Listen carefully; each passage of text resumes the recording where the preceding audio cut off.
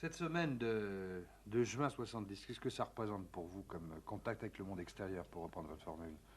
En 70, c'est d'abord un contact, surtout avec la radio, et qui pour moi est un contact très modeste et très superficiel. Je me rends compte que de contrôler en principe pendant 5 jours, 1 heure et demie de programme de radio, c'est une chose extrêmement difficile et il faut être professionnel pour le faire bien.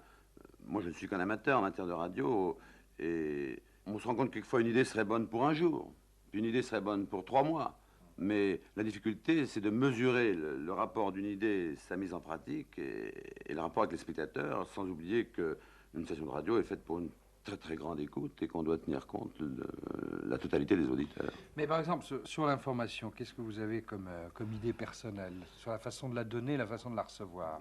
Eh bien, elle pourrait varier, mais moi j'ai choisi un procédé assez simple, c'est-à-dire je pensais qu'il fallait que, disons que la station donne le maximum d'informations et que les commentaires soient faits par deux personnes qui n'ont pas les mêmes opinions ou qui représentent d'une certaine façon deux catégories presque officielles des électeurs en France, c'est-à-dire un Jacques Duclos, mettons, pour le Parti communiste, et Gors pour la Alors majorité. donc, je peux vous l'annoncer tout de suite, le journal que vous écouterez à 12h45, et vous entendrez des nouvelles, choisies journalistiquement en accord avec Claude Sautet ce matin à la conférence de rédaction, et puis ces informations seront commentées par Jacques Duclos, que vous connaissez, candidat du Parti communiste aux élections présidentielles en 1969, et par Georges Gors, qui a été longtemps ministre de l'Information et qui est député UDR de Boulogne-Billancourt. Évidemment, le fait que ce soit Jacques Duclos et Georges Gors ne signifie pas du tout que ça traduit l'éventail de l'opinion en France, qui est évidemment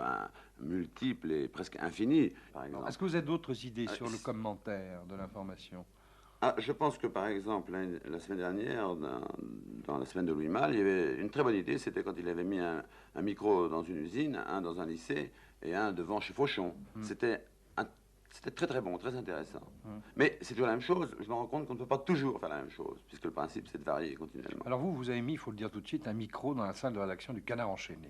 Oui, parce que je ne l'ai jamais entendu à la radio, en fait, et que ça m'amuse d'entendre qu'est-ce qu'ils peuvent dire 3 minutes chaque jour. Bon, on retrouvera Yvan Andouard donc aux alentours de 13h20. Dans quelques instants, il va y avoir, ça fait partie de cette session entre midi et 1h30, il va y avoir des jeux et de la musique. Oui. Alors quelles sont vos idées, par exemple, sur la musique? Eh bien, enfin, moi, pour ma part, j'ai cherché surtout à mettre des chansons qui m'amusent. Et j'ai toujours regretté que entre midi et 1h30, qui est une très grande heure d'écoute, il n'y ait jamais de musique classique, c'est-à-dire. Je ne considère pas du tout la musique classique comme quelque chose d'ennuyeux, mais comme quelque chose, au contraire, extrêmement attractif et enrichissant. Et j'ai demandé à Bernard Gavotti, chaque jour, de présenter un morceau de Jean-Sébastien Bach. On vous annoncez la couleur tout de suite. Pour la publicité, quelles sont vos idées?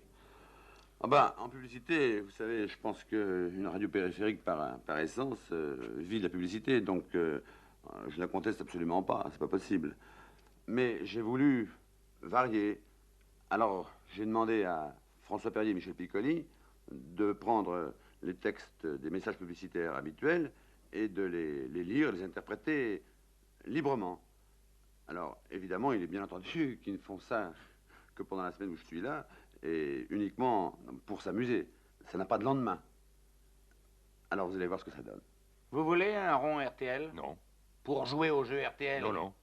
Demandez-le à une station Shell. Non. La prochaine fois que vous ferez le plein de Super Shell tout régime. Mais je fais pas le plein avec Super Shell, non.